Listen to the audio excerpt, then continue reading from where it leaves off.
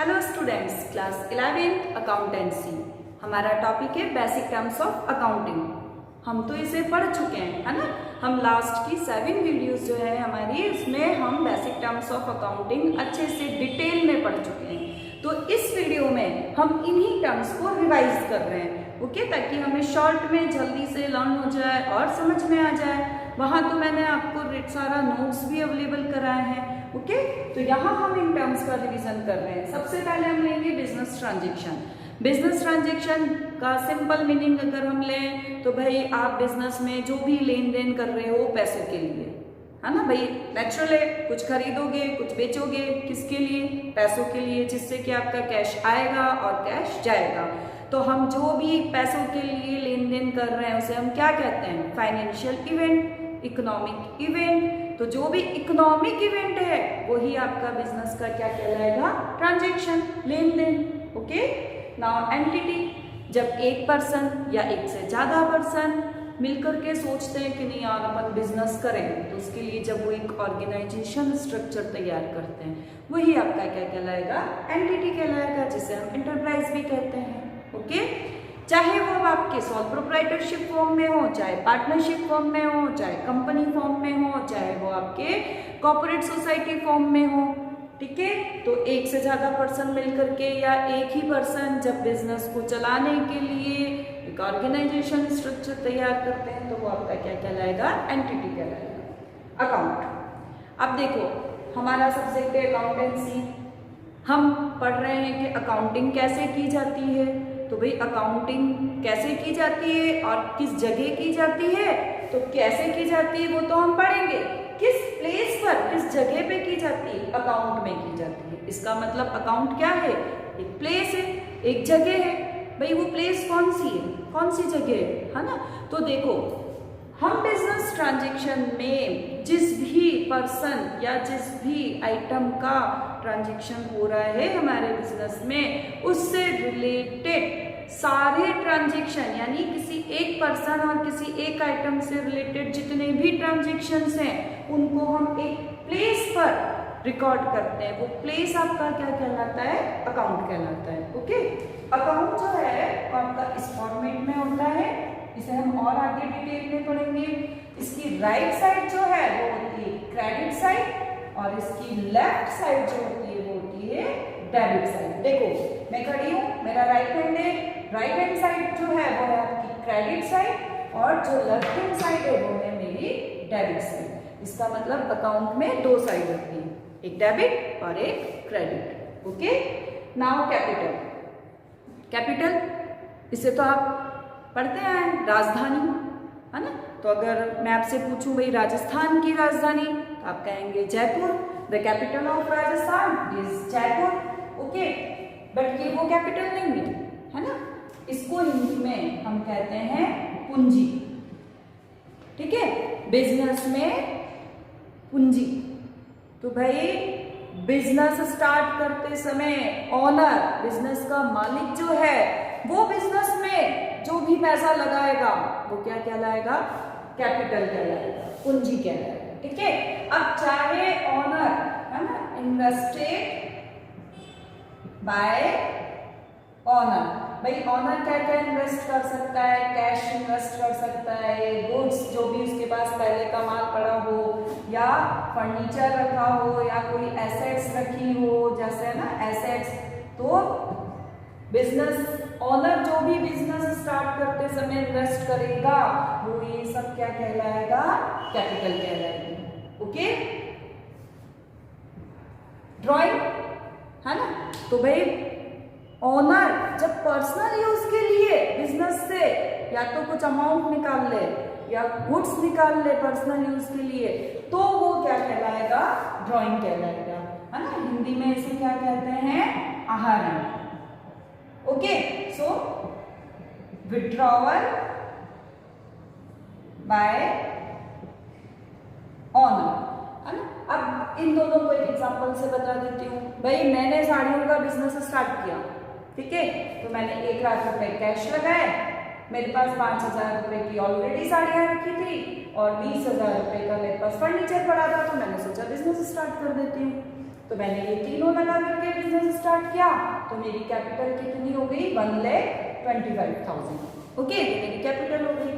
अब business start हो गया, मेरे को जरूरत पड़ी 10,000 रुपए की, मेरी बेटी की फीस भरनी थी, है ना। तो वो फीस जो भरनी थी वो क्या हुआ? पर्सनल यूज हुआ ना मेरा।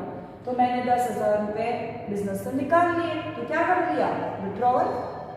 मेरे को 2 साड़ियाँ पसंद आ गई, मेरा बिजनेस है साड़ियों का, मेरे को 2 साड़ियाँ पसंद आ गई, मुझे पहननी थी, तो मैंने मेरे बिजनेस से वो निकाल लिया, है ना। तो वो भी क्या हुआ? पहनने के लिए निकाला, मेरे पर्सनल यूज के लिए, तो वो भी क्या कहलाएगा?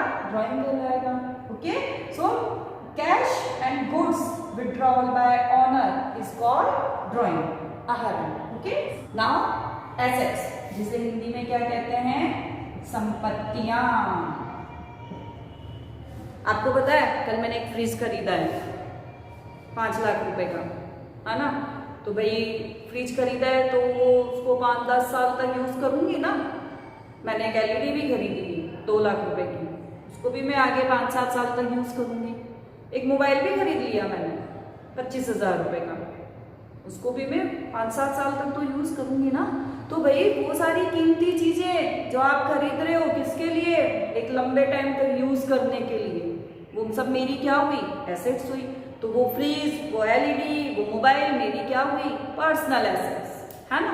हम पढ़ रहे हैं बिजनेस में एसेट्स, तो भाई बिजनेस में भी वो सारी वैल्यूएबल, वो सारी कीमती चीजें जिनको आप लॉन्ग टाइम पीरियड तक यूज करोगे। क्यों यूज करोगे? ताकि वो आपके बिजनेस को बेनिफिट देगी। तो वो सारी वैल्यूएबल थिंग जो है, वो सारी कीमती चीजें जो है, वो आपकी क्या कहलाएगी? एसेट्स कहलाएगी। कैसे? एग्जाम्पल, भाई बिल्डिंग, प्लांट, फर्नीचर, मशीनरी। आप बिजनेस में तो यही खरीदोगे ना, बिजनेस में थोड़ी फ्रिज और ये सब अगर आपको जरूरत होगी तो फ्रिज भी खरीदोगे आप, नो डाउट, है ना। अगर आपका बिजनेस वैसा ही होगा, रेस्टोरेंट है तो आपको बड़ा सा फ्रिज खरीदना पड़ेगा ना। तो वो रेस्टोरेंट में वो फ्रिज क्या हुआ? आपकी एसेट्स हुई। ओके, तो वो सारी वैल्यूएबल थिंग जो आप लॉन्ग टाइम पीरियड यूज करने के लिए खरीदते हो और आपके बिजनेस को वो लॉन्ग टाइम पीरियड बेनिफिट देगी, फ्यूचर में बेनिफिट देगी, वो क्या कहलाएगी? एसेट्स कहलाएगी।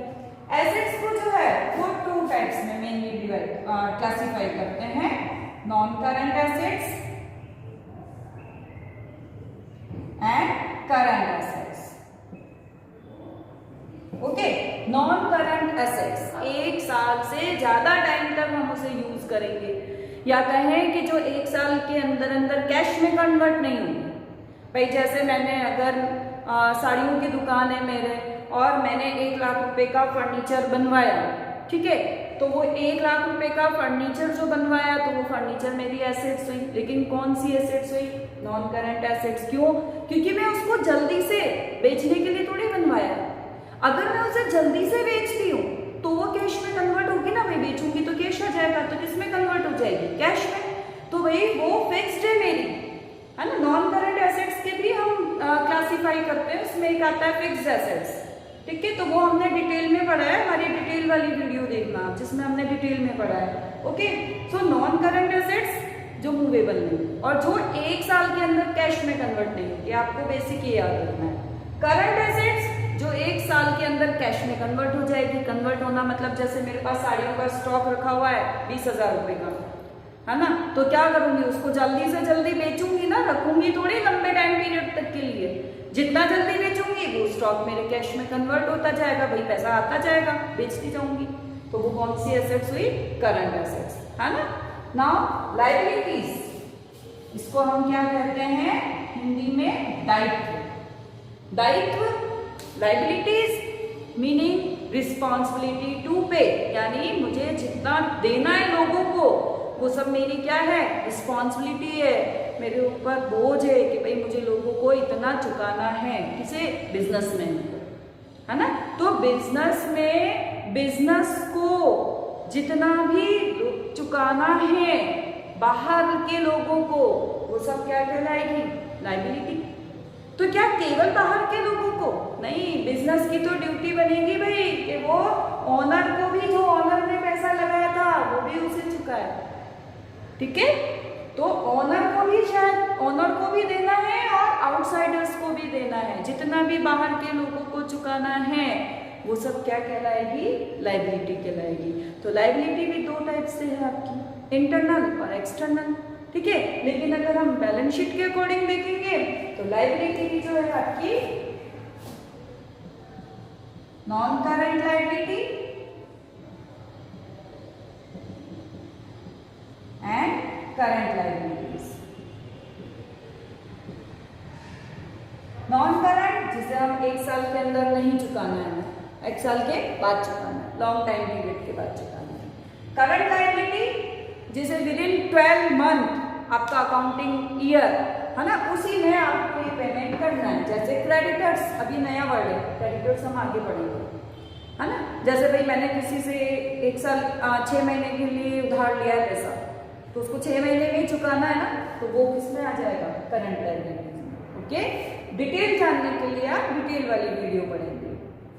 Now goods. गुड्स बिजनेसमैन जिस भी आइटम का बिजनेस कर रहा है वो क्या कहला रहा है, गुड्स। हिंदी में क्या कहते हैं इसको, मांग। मेरे साड़ियों की दुकान है तो साड़ियां मेरे लिए क्या है, गुड्स है। उसके फर्नीचर की दुकान है, उसके लिए फर्नीचर गुड्स है, ठीक है। उसके लिए उसके जूते चप्पलों की दुकान है तो शूज उसके लिए क्या हुए, गुड्स हुए, है ना। मेरी फ्रेंड की स्टेशनरी की दुकान है तो जितना भी स्टेशनरी का सामान है ये सब क्या है, गुड्स है। मेरे हस्बैंड के शोरूम है इलेक्ट्रॉनिक आइटम का, तो भाई वो इलेक्ट्रॉनिक आइटम्स उनके क्या हुए, गुड्स हुए। तो भाई बिजनेसमैन जिस भी आइटम का बिजनेस कर रहा है वो क्या कहलाएगा, गुड्स कहलाएगा, ठीक है। नाउ स्टॉक इन्वेंट्री, जिसे हिंदी में स्टॉक भी कहते हैं, इन्वेंट्री को इसे हिंदी में रहतिया कहते हैं। क्या कहते हैं, रहतिया, है ना। तो देखो एक पर्टिकुलर डेट को, एक स्पेसिफाइड डेट को हमारे पास गुड्स की कितनी क्वांटिटी अवेलेबल है हमारे बिजनेस में, वो क्या कहलाएगी, तो स्टॉक कहलाएगी, ठीक है ना। तो स्टॉक भी जो है वो दो टाइप से है, ओपनिंग स्टॉक और क्लोजिंग स्टॉक। अकाउंटिंग ईयर की फर्स्ट डेट को जितना स्टॉक मेरे पास अवेलेबल है वो हो गया ओपनिंग स्टॉक, और अकाउंटिंग ईयर की लास्ट डेट को जितना गुड्स मेरा नहीं बिका है ना, वो माल जो मेरा अभी तक पड़ा हुआ है मेरे पास, बिका ही नहीं, अनसोल्ड गुड्स, वो क्या हो जाएगा, closing stock. Okay, now purchase. Purchase तो आप बहुत अच्छे से जानते हैं, खरीदना, है ना। तो जब भी आप गुड्स किसी से खरीदोगे तो क्या कहलाएगा, परचेज। खरीदे हुए गुड्स को जब आप उसे रिटर्न कर देते हो तो क्या कहलाएगा, परचेज रिटर्न, जिसे क्या कहते हैं, रिटर्न आउटवर्ड भी कहते हैं। ओके, अब आपने गुड्स परचेज किया है तो उसको क्या रखने के लिए थोड़ी परचेज किया, आप उसको क्या करोगे, बेचोगे। तो भाई आप जब गुड्स बेचते हो तो क्या कहलाता है, सेल्स, है ना। और बिका हुआ जो गुड्स है आपने जैसे बेच दिया, अगर उस पर्सन को समझ में नहीं आया और उसने रिटर्न कर दिया तो क्या हो जाएगा, sales return, return inward. Okay, यहां ध्यान देना, अकाउंटिंग करते समय हम गुड्स वर्ड को यूज में नहीं लेते हैं, है ना। अगर गुड्स परचेज करते हैं तो परचेज अकाउंट ओपन करते हैं, अगर गुड्स सेल करते हैं तो सेल अकाउंट ओपन करते हैं। ओके, और अगर परचेज किए हुए गुड्स में से हम कुछ रिटर्न करते हैं तो परचेज रिटर्न अकाउंट ओपन हो जाएगा, और अगर सेल्स किए हुए गुड्स में से कुछ हमारा रिटर्न आता है तो वो सेल्स रिटर्न अकाउंट ओपन हो जाएगा, है ना। लेकिन एंट्री पास करते समय हम गुड्स वर्ड यूज में नहीं लेते हैं, वहां गुड्स के बजाय हम जो वर्ड्स यूज लेते हैं वो होता है purchase, purchase return, sales and sales return. Okay, now trade receivable, जिसे हिंदी में क्या कहते हैं, व्यापारिक प्राप्यताएं। रिसीवेबल जो हमें रिसीव्ड होने वाला है ना, जो भी हमें प्राप्त होने वाला है, किसमें, बिजनेस में। तो बिजनेस में वो अमाउंट जो आपको प्राप्त होने वाला है वो क्या कहलाएगा, ट्रेड रिसीवेबल। आप लोगों को ध्यान देना है, मोस्ट इंपॉर्टेंट, ट्रेड रिसीवेबल में किसको इंक्लूड किया जाता है, डेटर और बिल्स रिसीवेबल। डेटर जिसे कहते हैं देनदार, है ना, और बिल रिसीवेबल जिसको कहते हैं प्राप्य विपत्र। ओके, अब देखो देनदार किसे कहते हैं और बिल रिसीवेबल कैसे कहते हैं, तो आपके लिए ये इंपॉर्टेंट है ना। मेरा बिजनेस है, किसका? साड़ियों का, है ना। और मैंने राधा को 5 साड़ियां जो है 1000 रुपए की एक है ना, तो 5 साड़ियां यानी 5000 रुपए की जो गुड्स है वो उधार सेल करा। क्या किया है? उधार सेल करी है, क्रेडिट सेल करी है। यानी राधा को मैंने गुड्स सेल तो कर दिया है, लेकिन राधा से मुझे अभी पैसे मिले नहीं है, मिलना बाकी है। तो राधा मेरे बिजनेस के लिए कौन हो गई? डेटर हो गई, देने वाली ना, मेरे बिजनेस को पैसा देगी, दिया नहीं अभी, है ना। तो जिसको भी हम क्रेडिट सेल करते हैं वो पर्सन हमारे बिजनेस के लिए कौन हो जाता है? डेटर हो जाता है। ठीक है। नाउ बिल रिसीवेबल, जिसे हिंदी में क्या कहते हैं? प्राप्ति विपत्र, है ना। देखो विपत्र एक डॉक्यूमेंट है। क्या है? एक डॉक्यूमेंट है। बिल एक डॉक्यूमेंट होता है, ठीक है। तो एक ऐसा डॉक्यूमेंट जो डेटर ने एक्सेप्ट किया है, किसके लिए? मेरे बिजनेस के लिए। डेटर कौन थी? राधा। भाई क्या एक्सेप्ट किया है? वो तो देगी ना बाद में पैसे। यही उसने एक्सेप्ट किया है कि मैं ये पैसे एक स्पेसिफाइड डेट को आपको दे दूंगी।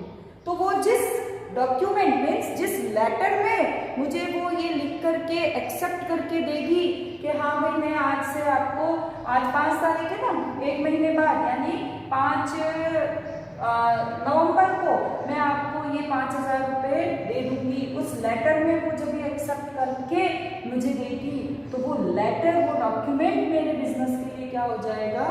Bill receivable. इसे हम डिटेल में आगे पढ़ेंगे, बट अभी आपको ये ध्यान रखना है कि एक डॉक्यूमेंट होता है जिसे अगर डेटर एक्सेप्ट करता है जिस बिजनेस के लिए, तो उस बिजनेस के लिए वो बिल रिसीवेबल हो जाता है। ओके। हमारा आगे चैप्टर है, हम इसे डिटेल में तब पढ़ेंगे। Now trade payable. Okay. Trade payable व्यापारिक देयता है, यानी हमें देना है ना। तो जितना भी बिजनेस को देना है बाकी है ना, वो क्या हो जाएगा? Trade payable. आपको इंपॉर्टेंटली इसमें यहाँ ध्यान रखना है, इसमें क्या इंक्लूड किया जाता है? Creditors and bills payable. ठीक है। क्रेडिटर्स को बोलते हैं लेनदार और बिल्स पेबल को बोलते हैं देय विपत्र। क्या कहते हैं? देय विपत्र। ओके। तो अब देखो क्रेडिटर्स, मेरा बिजनेस है, ठीक है। मैंने मिस्टर रवि से 10,000 का गुड्स क्रेडिट परचेज किया है। क्या किया है? क्रेडिट परचेज किया है। From mister Ravi 10,000 goods credit purchase. मैंने गुड्स परचेज किया है मिस्टर रवि से। ओके। क्रेडिट परचेज, उधार खरीदा है ना। उधार खरीदा है तो भाई मुझे मेरे बिजनेस को पैसे देने हैं मिस्टर रवि को। तो मिस्टर रवि मेरे बिजनेस के लिए कौन हुए? क्रेडिटर हुए। मेरे बिजनेस से मिस्टर रवि पैसे मांगते हैं तो वो मेरे बिजनेस के लिए कौन हुए? क्रेडिटर हुए। ओके।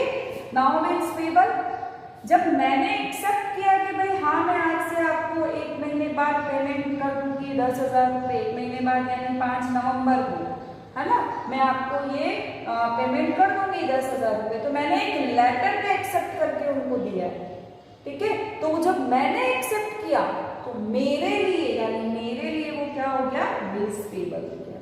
और मिस्टर रवि के लिए वो बिल्स रिसीवेबल। लेटर तो एक ही होगा, है ना। तो जो एक्सेप्ट कर रहा है उसके लिए बिल्स पेबल और जिसके बिजनेस के लिए एक्सेप्ट किया है उसके लिए बिल रिसीवेबल।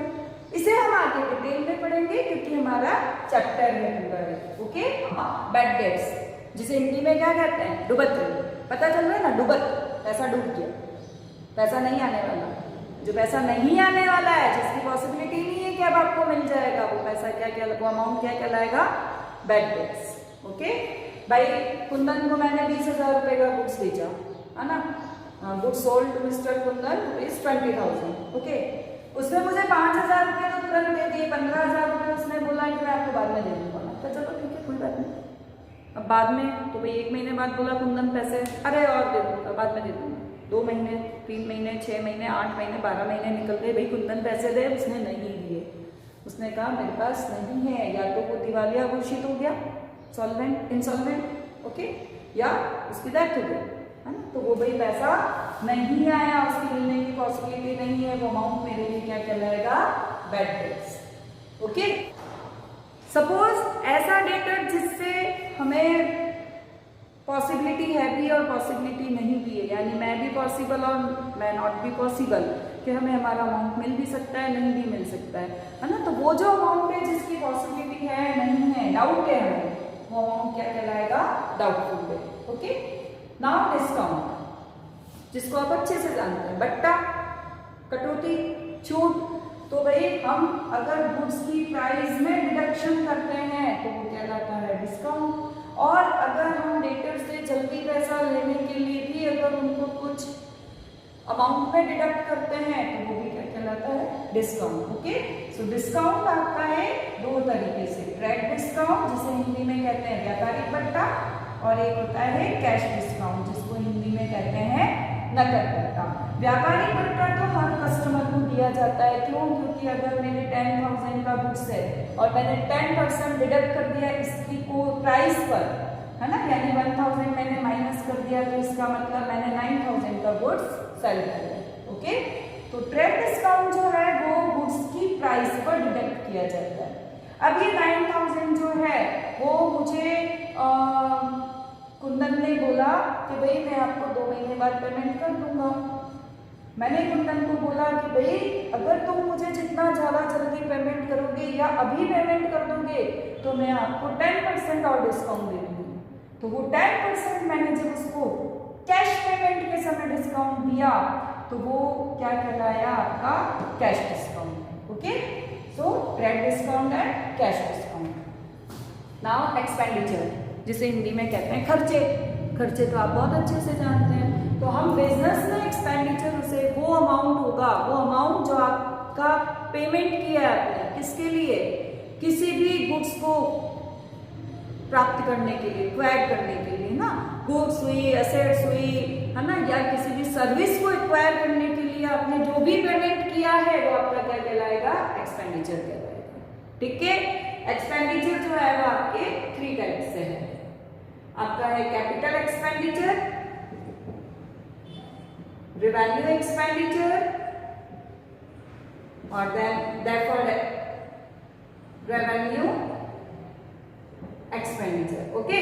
शॉर्ट में हम पढ़ेंगे कैपिटल एक्सपेंडिचर, भाई ऐसा खर्चा जो आपने लॉन्ग टाइम पीरियड के लिए किया है और उसका बेनिफिट आपको लंबे टाइम तक मिलता रहेगा। जैसे एसेट्स को परचेज करना, आपने किसी एसेट्स को परचेज, मैंने आपको बताया था ना, मैंने फ्रिज परचेज किया तो भाई उसका क्या होगा, खर्चा तो कर दिया, एक साथ 5 लाख रुपए का फ्रिज लिया, लेकिन उसका बेनिफिट मुझे क्या होगा, लॉन्ग टाइम पीरियड तक मिलेगा। तो जब हम किसी एसेट्स को परचेज करते हैं तो वो क्या होता है, कैपिटल एक्सपेंडिचर। ऐसे खर्चे जो हमें 1 साल के लिए ही प्रॉफिट देते हैं वो क्या कहलाते हैं, रेवेन्यू एक्सपेंडिचर, और इसीलिए हम इन्हें एक्सपेंसेस भी कहते हैं। ओके। रेवेन्यू एक्सपेंडिचर को ही हम क्या कहते हैं, एक्सपेंसेस भी कहते हैं। क्यों, क्योंकि ये हमें 1 साल के लिए ही प्रॉफिट देते हैं, यानी ऐसा पेमेंट कर दिया हमने या ऐसा पेमेंट कर रहे हैं जिसका बेनिफिट हमें केवल 1 साल के लिए। जैसे आपने किराया दिया भाई, तो 1 साल का किराया दिया तो 1 साल का ही फायदा उठाओगे ना। सैलरी दी है एम्प्लॉय को तो भाई वो 1 साल के लिए काम कर रहा है, उसको 1 साल के लिए सैलरी, उसको ऐसी सैलरी थोड़ी दोगे तो भाई आगे तक वो आपको मतलब काम तो किया ही नहीं उसने और आप उसको सैलरी देते जा रहे हो, नहीं ना। तो भाई ऐसा खर्चा जो आपको 1 साल के लिए बेनिफिट देगा। डेफर्ड रेवेन्यू एक्सपेंडिचर, इसको मैंने आपको उस वीडियो में डिटेल में पढ़ाया है, आप उसमें देखें। नाउ एक्सपेंसेस, व्यय, है ना। तो आप जिस भी आइटम का बिजनेस कर रहे हो, जो भी गुड्स है आपका, जो भी सर्विस आप प्रोवाइड कर रहे हो कस्टमर को, तो वो गुड्स या सर्विस की जो कॉस्ट है ना, वो क्या कहलाएगी, आपकी एक्सपेंसेस कहलाएगी। ठीक है। रेवेन्यू, आप जो भी प्रोडक्ट या जो भी सर्विस आप कस्टमर को प्रोवाइड कर रहे हो, उनसे जो भी आपको अर्न हो रहा है ना, वो आपकी क्या कहलाएगी, रेवेन्यू कहलाएगी। ओके।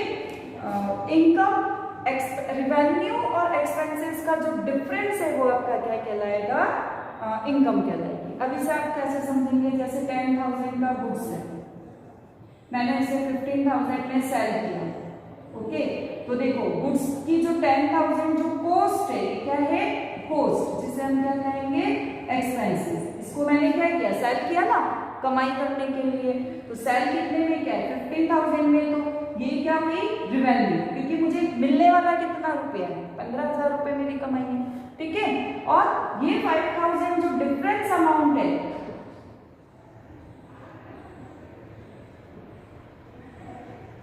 Is income. क्या हुई है? इनकम हुई है। ठीक है, तो आप ये तीनों टॉपिक कनेक्टेड आप समझ पाएंगे। एक्सपेंसेस है ना, जो आपके गुड्स की कॉस्ट है जिसको आप सेल करोगे अर्न करने के लिए। ओके, रेवेन्यू, जो गुड्स और जो सर्विस आप कस्टमर को प्रोवाइड कर रहे हो जिससे कि आपको अर्निंग होगी, वो रेवेन्यू, जितनी अर्निंग होगी। और इनका जो डिफरेंस अमाउंट है वो क्या है? इनकम। अब आप कहेंगे ये प्रॉफिट भी तो हो सकता है, भी 5,000 रुपए का प्रॉफिट हुआ, तो देखो एक छोटा सा डिफरेंट है। इनकम आइटम टू आइटम है, ट्रांजेक्शन टू ट्रांजेक्शन है, और प्रॉफिट जो है वो पर्टिकुलर पीरियड के लिए है, जिसे आप अकाउंटिंग ईयर कहते हो ना। तो प्रॉफिट पूरा एक अकाउंटिंग ईयर के लिए कैलकुलेट किया जाता है, और इनकम आप ट्रांजेक्शन टू ट्रांजेक्शन अर्न करते हो। ओके, गेन, जिसे हिंदी में आप कहते हैं प्राप्ति। तो देखो जो भी नॉन ऑपरेटिंग एक्टिविटीज है, नॉन ऑपरेटिंग एक्टिविटीज है ना, जैसे सेल ऑफ फिक्स्ड असेट्स है ना, विनिंग ऑफ कोर्ट केस, अगर आपने कोई कोर्ट में कोई केस जीता है या कोई आपने फिक्स्ड असेट्स बेची है, तो उस पर जो आपको प्राप्त हो रहा है वो क्या हो जाएगा? गेन हो जाएगा। ओके।